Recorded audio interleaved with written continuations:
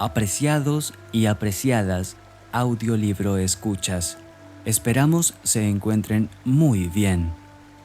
Reciban todos ustedes un fraterno saludo de nuestra parte. Si el contenido de este canal es de su interés y gusto, los invitamos a que se suscriban y compartan este material. Así crearemos juntos una comunidad alrededor de la palabra y las historias que ésta tiene por contarnos. Recuerden, difundamos la palabra. Ahora, continuamos con Inauditos.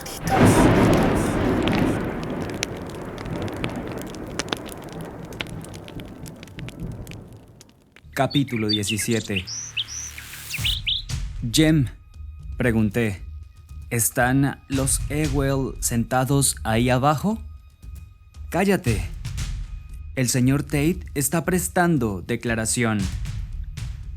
Heck Tate se había vestido para la ocasión.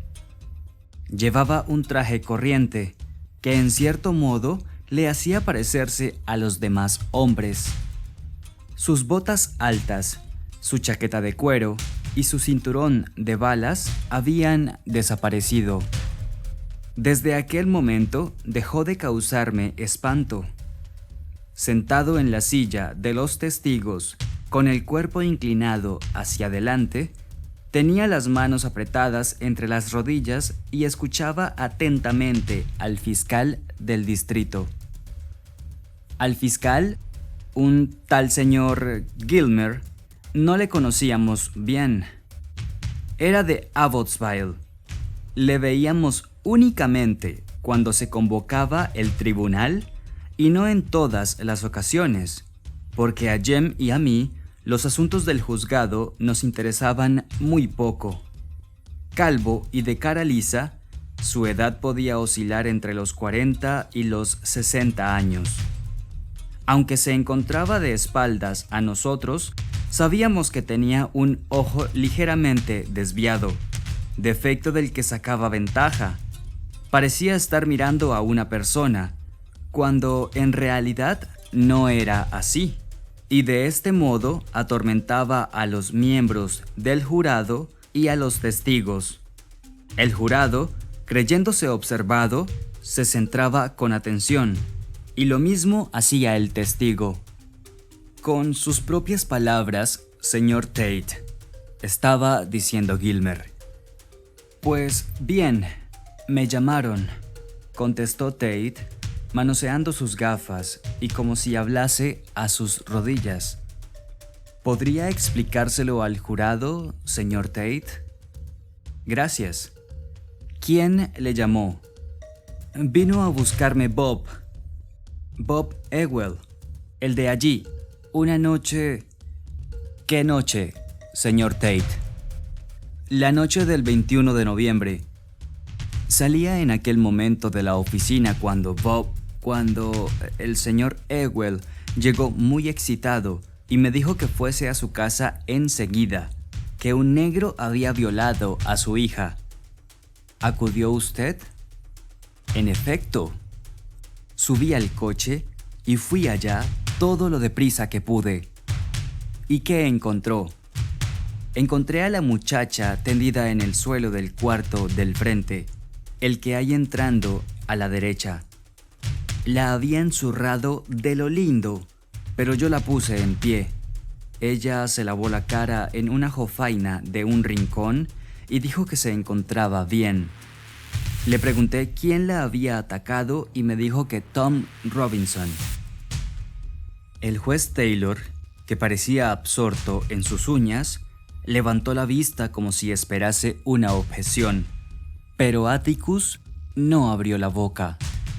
Le pregunté si la había golpeado de aquel modo, y ella respondió que sí. Así que fui a casa de Robinson y me lo llevé allá. Ella le identificó como el agresor, y yo entonces le detuve. Eso es todo. Gracias, dijo Gilmer. ¿Alguna pregunta, Atticus?, inquirió el juez. Sí, respondió mi padre. Estaba sentado a su mesa con la silla desviada hacia un lado, las piernas cruzadas y un brazo descansando sobre el respaldo. ¿Llamó usted a un médico, Sheriff Tate? ¿Llamó alguien a un médico?, preguntó. No, señor, repitió Tate. ¿Nadie llamó a un médico? No, señor. ¿Por qué no? La voz de Atticus sonó cortante. Le diré por qué. No era necesario, señor Finch. A la muchacha la habían aporreado de un modo terrible. Algo había pasado, era obvio. Pero no llamó a un médico. Mientras usted estuvo allí, ¿llamó a alguien a alguno? ¿Fue a buscarlo? ¿O le llevó alguien a la muchacha? No, señor. El juez Taylor intervino. Ha contestado la pregunta 3 veces, Atticus. No llamó a un médico. Quería asegurarme bien, señoría, dijo Atticus, y el juez sonrió. La mano de Jem, que reposaba sobre la barandilla de la galería, se crispó. Mi hermano contuvo repentinamente la respiración. Al mirar abajo y no ver nada raro, me pregunté si Jem quería impostar afectación. Dill miraba sosegadamente, y lo mismo el reverendo Sykes, sentado a su lado. ¿De qué se trata?, inquirí, sin obtener más que un seco «¡Shh! Sheriff», estaba diciendo Atticus, usted afirma que fue aporreada de un modo terrible. ¿De qué manera fue? Pues... describa sus lesiones, nada más, Heck. Pues le habían golpeado en la cabeza, por todas partes. En sus brazos aparecían ya unos morados. Aquello había tenido lugar una media hora antes. ¿Cómo lo sabe? Tate sonrió. Es lo que ellos me dijeron. Sea como fuere, cuando yo llegué, la chica estaba llena de magulladuras y un ojo se le ponía morado. ¿Qué ojo?, preguntó mi padre. Tate se mesó el cabello. Veamos, dijo, y miró a Atticus como si considerase pueril aquella pregunta. ¿No puede recordarlo?, insistió Atticus. Tate señaló a una persona invisible, a unos 5 centímetros delante de él, y dijo: «El lado izquierdo». «Bien, Sheriff», dijo Atticus. ¿Fue el izquierdo mirando de cara a usted o el izquierdo mirando en la misma dirección que usted miraba? Pues resulta que era el ojo derecho de la chica. Sí, era el ojo derecho, señor Finch. Ahora lo recuerdo muy bien. Tenía todo ese lado de la cara hinchado. Tate parpadeó otra vez, como si acabaran de hacerle comprender alguna cosa. Luego miró a Tom Robinson. Como por instinto, este levantó la cabeza. También Atticus había visto algo con claridad, y ello fue causa de que se pusiera en pie. «Sheriff, repita por favor lo que acaba de decir». «He dicho que era su ojo derecho». «No». Atticus se acercó a la mesa del secretario del juzgado y se inclinó sobre la mano que escribía con furia. Esta se paró, echó atrás el cuaderno de taquígrafo y él leyó. Ahora lo recuerdo. Tenía hinchado todo ese lado de la cara. Atticus levantó la vista hacia Tate. ¿Qué lado? Una vez más, por favor, Heck.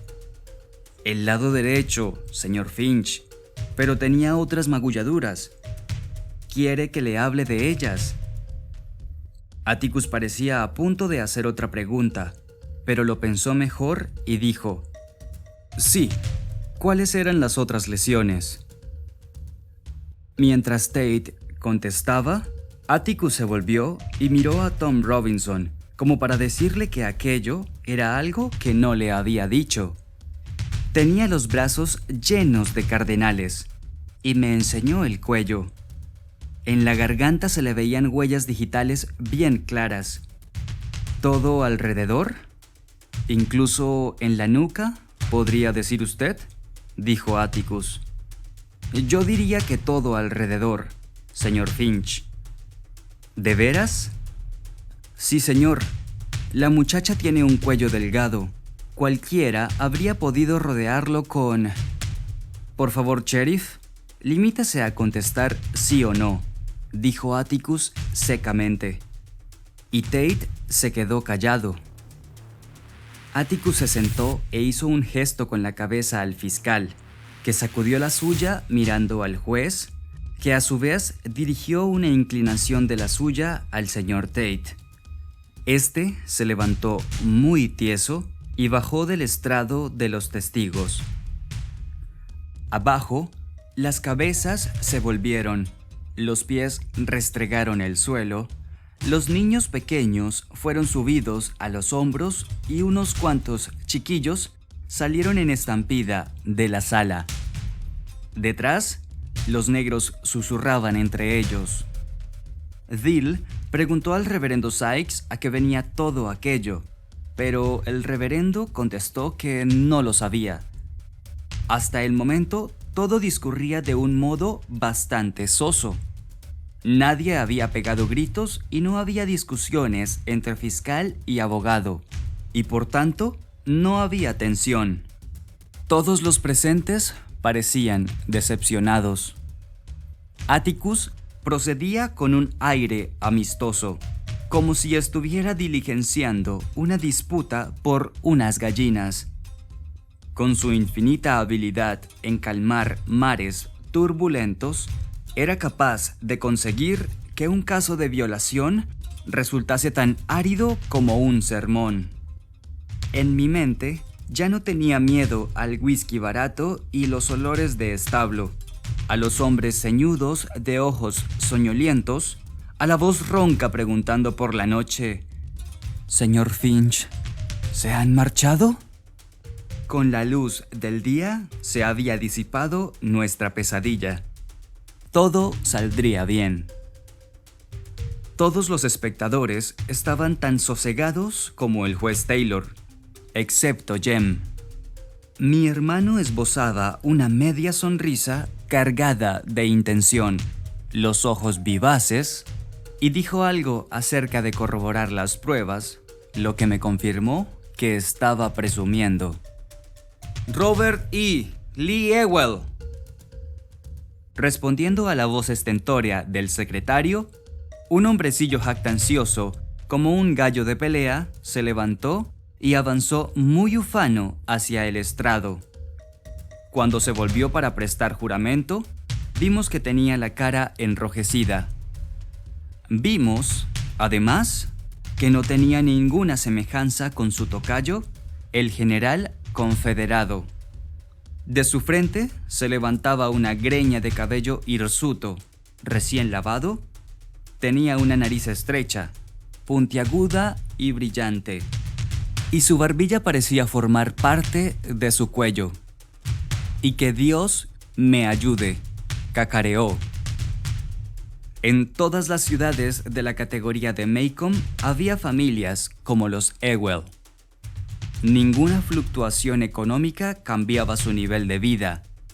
Gente como los Ewell vivía en calidad de huéspedes del condado, tanto en la prosperidad como en la depresión. Ningún conserje era capaz de sujetar a su numerosa prole en la escuela. Ningún sanitario podía librarla de sus defectos congénitos, parásitos diversos y enfermedades endémicas propias de los ambientes insalubres. Los Ewell de Maycomb vivían detrás del vertedero de la ciudad, en lo que otrora había sido una cabaña de negros. Las paredes de tablas habían sido suplidas con planchas de hierro acanalado El tejado, recubierto con botes de hojalata aplanados a martillazos. Era cuadrada con 4 pequeños cuartos que daban a un vestíbulo alargado y descansaba sobre 4 elevaciones de piedra caliza. Las ventanas eran meros huecos en las paredes, y en verano las cubrían con gigantescos trozos de tela a fin de obstaculizar el paso a los bichos que se nutrían de los desechos de Maycomb. Pero los bichos no disfrutaban de grandes banquetes, pues los Ewell hacían una incursión diaria por el vertedero. Los frutos de esas incursiones, los que no servían como comida, hacían que el terreno que rodeaba la cabaña pareciese la habitación de los juguetes de un niño desquiciado. La valla estaba hecha con trozos de ramas, escobas y mangos de aperos, todo coronado con herrumbrosas herramientas de labranza sujetadas con trozos de alambre de púas. Encerrado dentro de aquella barricada había un patio sucio que contenía los restos de un Ford modelo T, a trozos, un sillón desechado de dentista, una nevera antigua, además de variopintos objetos menores, zapatos viejos, destrozadas radios, marcos de cuadro y jarros, entre los cuales unas gallinas flacas picoteaban confiadamente. Sin embargo, un rincón de ese patio maravillaba a todo Maycomb.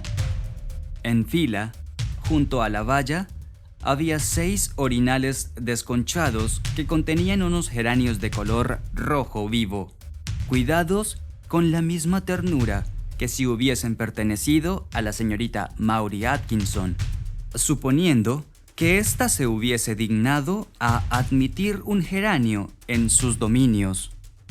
La gente decía que pertenecían a Mayella Ewell.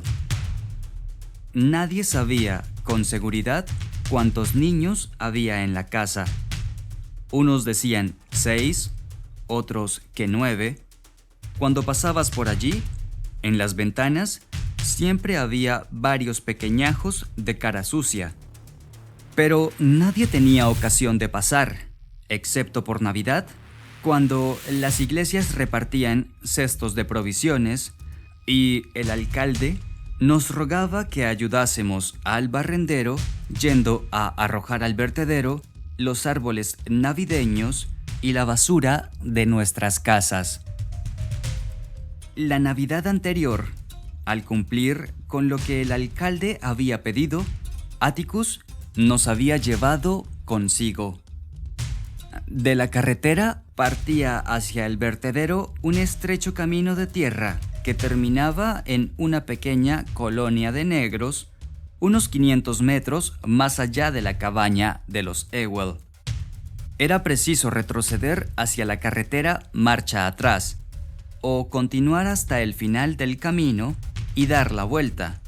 La mayoría de las personas solía elegir esta última opción. De los males, el menos peor. En el atardecer helado de principios de año, las cabañas de los negros se veían limpias y cuidadas, con pálidas columnas de humo saliendo por las chimeneas y los umbrales de un ámbar luminoso a causa del fuego que ardía en el interior. Allí se percibían aromas deliciosos, pollo y tocino friéndose, tersos como el aire del atardecer. Jem y yo olimos que guisaban ardilla, pero se necesitaba un antiguo campesino como Atticus para identificar la zarigüeya y el conejo. Aromas todos que se desvanecieron cuando pasamos por delante de la residencia de los Ewell. Lo único que poseía el hombrecillo sentado en el estrado de los testigos, capaz de darle alguna ventaja sobre sus vecinos, era que si lo restregaban con detergente y agua muy, pero muy caliente, le saldría la piel blanca. ¿Señor Robert Ewell?, preguntó el fiscal Gilmer. Ese es mi nombre, capitán, contestó él con un acento horroroso. La espalda de Gilmer se puso un tanto rígida y yo lo compadecí. Quizá convendría aclarar un detalle.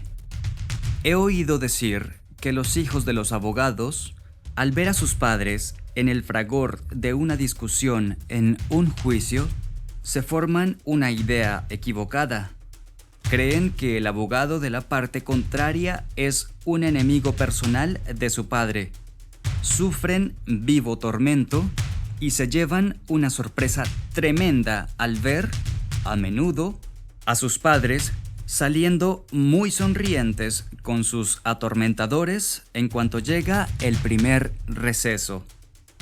En el caso de Jem y mío, esto no era así. No recibíamos herida alguna al ver que nuestro padre ganaba o perdía. Lamento no poder ofrecer una versión melodramática en lo tocante a este punto. Si lo hiciera, faltaría a la verdad. No obstante, en las ocasiones en que el debate tomaba un cariz más agrio que profesional, sabíamos notarlo, pero esto ocurría cuando observábamos a otros abogados. En toda mi vida no había oído a Atticus levantar la voz, excepto si interrogaba a un testigo medio sordo. Gilmer hacía su trabajo, lo mismo que Atticus el suyo. Además, Ewell era el testigo del fiscal, y este no tenía por qué mostrarse grosero con nadie, y menos con el señor fiscal. ¿Es usted el padre de Mayella Ewell?, le preguntó a continuación.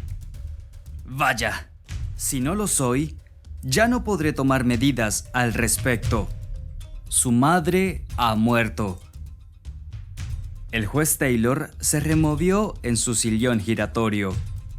Se volvió lentamente y dirigió una mirada benigna al testigo. ¿Es usted el padre de Mayella Ewell?, preguntó, de un modo que hizo que en la sala las risitas parasen súbitamente. Sí, señor, dijo Ewell mansamente. El juez prosiguió con su acento benevolente. ¿Es la primera vez que comparece ante un tribunal usted? No recuerdo haberle visto por aquí. Y ante el cabezazo afirmativo del testigo, continuó. Bien, dejaremos una cosa bien sentada. Mientras yo presida este tribunal, no habrá en esta sala ninguna nueva especulación obscena sobre ningún tema. ¿Queda entendido? Ewell asintió con la cabeza, pero no creo que le entendiese nada. El magistrado añadió con un suspiro. ¿Quiere seguir, señor Gilmer? Gracias, señoría. Señor Ewell, ¿querría contarnos con sus propias palabras qué pasó la tarde del 21 de noviembre? Jem sonrió y se echó el cabello atrás.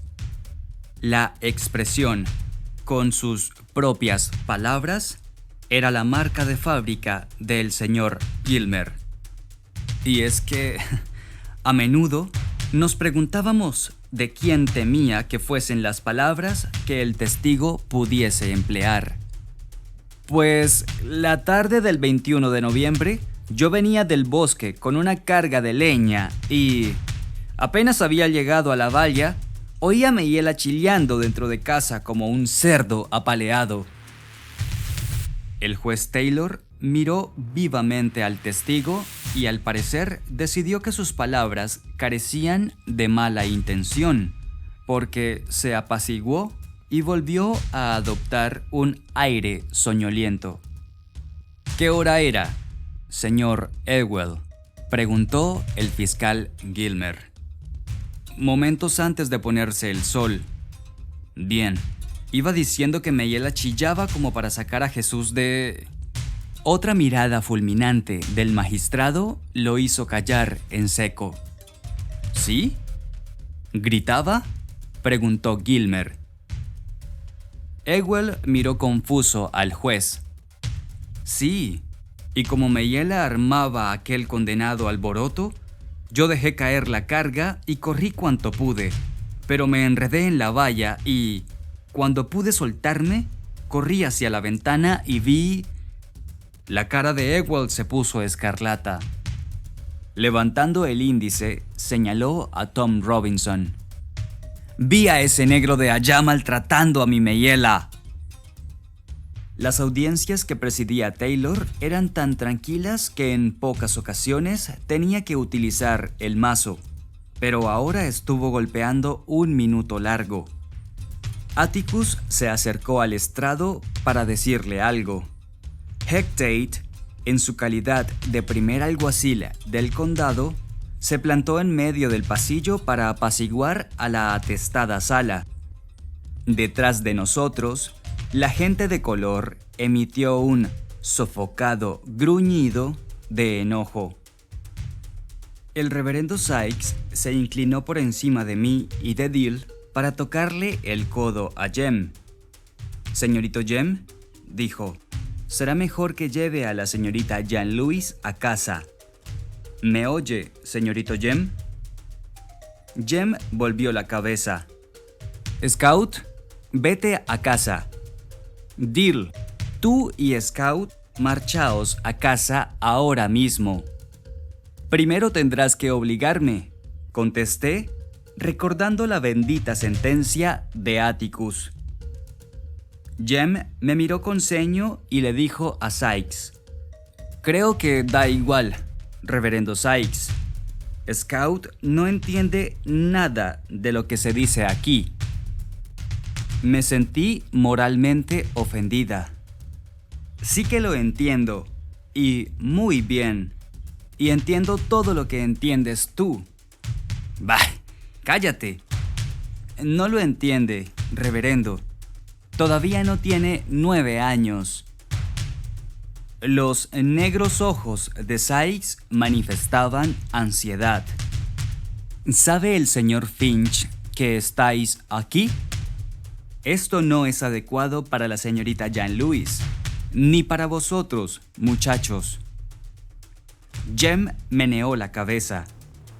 «Aquí tan lejos no puede vernos». «No se preocupe, reverendo». Comprendí que nada le convencería de marcharse. Dill y yo estábamos a salvo, por un rato. Desde donde se hallaba, Atticus podía vernos si miraba hacia aquí. Mientras el juez seguía dando mazazos, Ewell observaba su obra, cómodamente instalado en el estrado de los testigos. Con una sola frase había provocado una especie de tumulto entre el público, que sin embargo fue cediendo poco a poco, como hipnotizado por los golpes del mazo, que perdían intensidad, hasta que el único sonido que se oyó en la sala fue un débil... Lo mismo que si el juez golpease la mesa con un lápiz. Reinstaurado el orden, el juez se reclinó en su sillón. De pronto parecía cansado. Su edad le pasaba factura, y yo me acordé de lo que había dicho Atticus. Él y la señora Taylor no se besaban mucho. El juez Taylor debía acercarse a los 70 años. Se ha presentado la petición de que la vista se celebre a puertas cerradas, dijo entonces, o al menos que la sala se desaloje de mujeres y niños, una petición que de momento se deniega. Por lo general, la gente ve lo que desea ver y oye lo que desea escuchar, y tiene el derecho de someter a sus hijos a ello. Pero puedo asegurarles una cosa: o reciben ustedes lo que vean y oigan en silencio, o abandonarán la sala. aunque no la abandonarán sin una acusación de desacato en toda regla. Señor Ewell, usted ceñirá su declaración a los límites del lenguaje cristiano, si es posible. Continúe, señor Gilmer. Ewell me hacía pensar en un sordomudo. Estaba segura de que nunca había oído las palabras que el juez Taylor le dirigió. Su boca intentaba reproducirlas trabajosamente en silencio, pero su cara revelaba que las consideraba importantes. Su complacencia se trocó en una terca seriedad que no engañó al juez. Todo el rato que Ewell continuó en el estrado, el magistrado tuvo los ojos fijos en él, como si le desafiara a dar un paso en falso. Gilmer y Atticus se miraron. Papá se había sentado de nuevo, la mejilla apoyada en su puño. No podíamos verle la cara.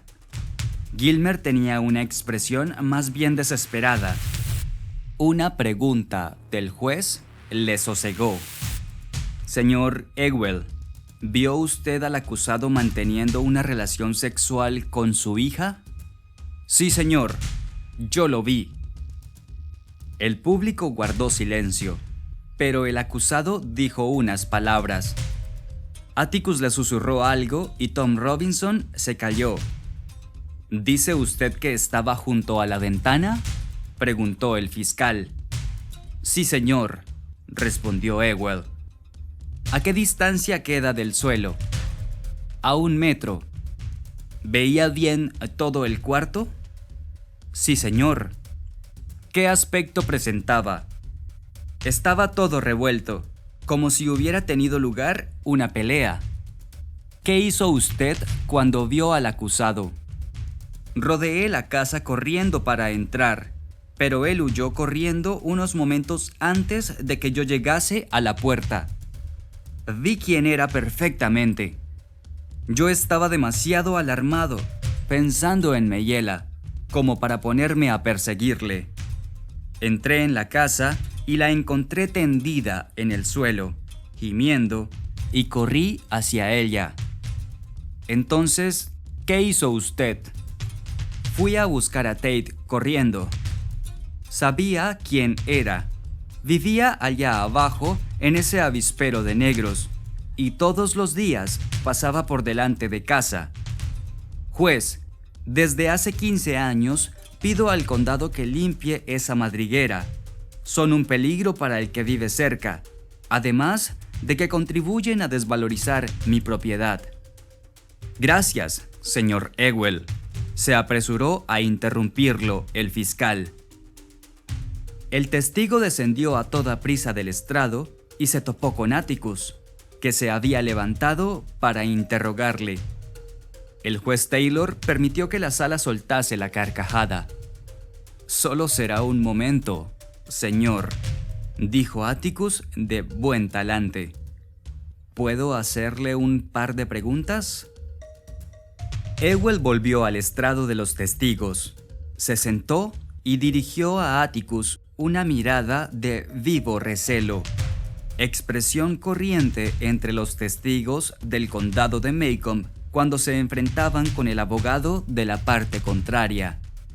«Señor Ewell», empezó papá, «la gente corrió mucho aquella noche. Veamos, usted corrió hacia la casa, corrió hacia la ventana, entró en la casa corriendo, corrió hasta Mayela y corrió a buscar al señor Tate. Durante todas esas carreras, ¿no corrió usted a buscar a un médico? No había necesidad. Yo había visto lo ocurrido». «Pues hay una cosa que no entiendo», repuso Atticus. «¿No le preocupaba a usted el estado de Mayela?» «Mucho me preocupaba. Había visto al autor del mal». «No, señor Ewell, me refiero a su estado físico. ¿No pensó usted que sus lesiones requerían de cuidados médicos ipso facto?» «¿Qué?» ¿No consideró usted que debía ir a buscar a un médico inmediatamente? El testigo contestó que no lo había pensado. Nunca había ido a buscar a un médico para ninguno de los suyos, y si lo hubiese llamado le habría costado $5. ¿Eso es todo?, terminó preguntando. Todavía no, contestó Atticus con naturalidad. Señor Ewell, usted ha oído la declaración del sheriff, ¿verdad? ¿A qué viene todo eso? Usted estaba en la sala cuando el señor Heck Tate ocupaba el estrado, ¿no es así? Usted ha oído todo lo que él declaró, ¿verdad? Ewell consideró la cuestión con sumo cuidado y pareció decidir que la pregunta no encerraba ningún peligro. Sí, contestó. Entonces, ¿está usted de acuerdo con la descripción que hizo de las lesiones de Mayella? ¿Qué significa eso? Atticus miró alrededor y Gilmer sonrió. El señor Tate ha declarado que la hija de usted tenía el ojo derecho morado, que la había golpeado en... Ah, sí, asintió el testigo. Estoy de acuerdo con todo lo que ha dicho Tate. ¿De verdad?, repuso Atticus afablemente. Solo quiero estar bien seguro de ello. Entonces se acercó y le dijo algo al taquígrafo, que acto seguido nos entretuvo unos minutos leyendo la declaración de Tate como si se tratara de datos de la bolsa. Un ojo amoratado era el izquierdo. Ah, sí, con esto resulta que era el ojo derecho de la chica. Sí, era su ojo derecho, señor Finch. Ahora lo recuerdo. Tenía aquel lado, volvió la página, de la cara hinchado. Sheriff, repita, por favor, lo que ha dicho. He dicho que era su ojo derecho. Gracias, Bert, dijo Atticus al taquígrafo. La ha oído una vez más, señor Ewell. ¿Tiene algo que añadir a la declaración? ¿Está de acuerdo usted con el sheriff? De acuerdo, sí lo estoy. Tenía el ojo morado y la habían zurrado de lo lindo. El hombrecillo parecía haber olvidado la amonestación del magistrado. Empezaba a notarse que consideraba a Atticus un adversario fácil. Hinchaba el pecho y se convertía una vez más en el gallito de pelea de rojas plumas. Pensé que reventaría la camisa ante la pregunta siguiente que le hizo Atticus. Señor Ewell, ¿sabe usted leer y escribir? ¡Protesto!, saltó Gilmer. No sé qué relación tiene con el caso la educación del testigo. Es irrelevante. El juez Taylor fue a decir algo, pero Atticus se le adelantó. Señor juez, si autoriza la pregunta y otra más, pronto lo entenderá. ¿Está bien? Veamos de qué se trata. Pero asegúrese de que lo veamos, Atticus. Protesta denegada, señor Gilmer. El fiscal parecía tan intrigado como todos los demás por ver qué relación tenían los conocimientos de Ewell con el caso. Repetiré la pregunta, dijo mi padre. ¿Sabe usted leer y escribir? Muy cierto que sí, respondió Ewell. ¿Quiere escribir su nombre y enseñárnoslo, por favor? Claro, muy cierto que sí. ¿Cómo se figura usted que firmo los cheques de la beneficencia? Ewell buscaba la simpatía de sus conciudadanos. Los susurros y risitas que se oían en la sala confirmaban lo raro que era aquel hombre. Me puse un poco nerviosa. Atticus parecía saber lo que estaba haciendo, pero se me antojó que iba a tientas. Nunca jamás en un interrogatorio hagas una pregunta a un testigo sin conocer de antemano la respuesta. He ahí un axioma que yo había asimilado junto con los alimentos de mi niñez. Si haces la pregunta y no conoces su respuesta por anticipado, a menudo obtendrás una respuesta que no esperas, una respuesta que puede echar a perder tu argumentación. Atticus metió la mano en el bolsillo interior y sacó un sobre. Luego, de otro bolsillo de la chaqueta, sacó la estilográfica. Se movía con desenvoltura y se había ubicado de modo que el jurado le viese muy bien. Desenroscó el capuchón de la pluma y lo dejó suavemente sobre la mesa. Sacudió un poco la pluma y la entregó, junto con el sobre, al testigo. ¿Quiere escribirnos su nombre, por favor?, pidió. Con calma, por favor, para que el jurado pueda ver cómo lo hace. Ewell escribió en el reverso del sobre y levantó los ojos, complacido, para ver que el juez lo estaba mirando fijamente, cual si observase una gardenia aromática en plena floración, y para ver al señor Gilmer en su mesa, expectante. También el jurado lo observaba. Uno de sus miembros se inclinaba hacia adelante con las manos sobre la balaustrada. ¿Tan interesante ha sido?, preguntó Ewell. Usted es zurdo, señor Ewell, dijo el juez Taylor. Ewell dijo que no veía qué tenía que ver el ser zurdo con lo que se discutía allí, que él era un hombre temeroso de Dios y que Atticus intentaba confundirlo con sus tretas. Los abogados marrulleros como Atticus le engañaban continuamente con sus artimañas de leguleyo. Él había explicado lo que ocurrió, lo diría 1 y 1000 veces más, y lo dijo. Nada de lo que le preguntó Atticus después alteró su versión de los hechos. Que él había mirado por la ventana, que el negro había huido corriendo, que él había corrido en busca del sheriff. Al final, Atticus no hizo más preguntas. Gilmer le hizo una pregunta más. Respecto a lo de escribir con la mano izquierda, señor Ewell, ¿es usted ambidextro? Sé usar una mano tan bien como la otra. Tan bien con una como con la otra, insistió, mirando con ceño hacia la mesa de la defensa. Jem estaba golpeando blandamente la barandilla de la galería y, en determinado momento, murmuró: «Sí, lo tenemos. Lo hemos cazado». Yo no lo creía así.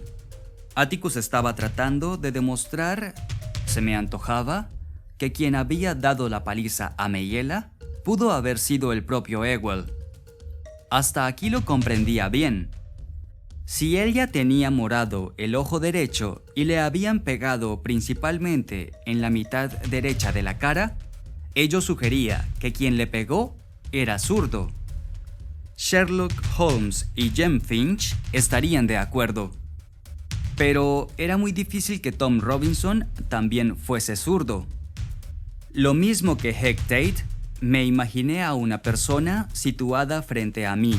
Hice una rápida pantomima en mi mente y concluí que era posible que el negro hubiese sujetado a Mayella con la mano derecha, pegándole al mismo tiempo con la izquierda. Bajé la vista hacia Tom. Estaba de espaldas a nosotros, pero pude notar sus anchos hombros y su cuello, recio como el de un toro. Podía haberlo hecho perfectamente. Y me dije que Jem estaba echando las cuentas de la lechera.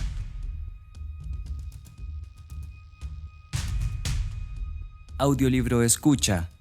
En el lado izquierdo te dejamos la lista de reproducción actualizada de esta obra. Si te gustó esta entrega, suscríbete y comparte este material.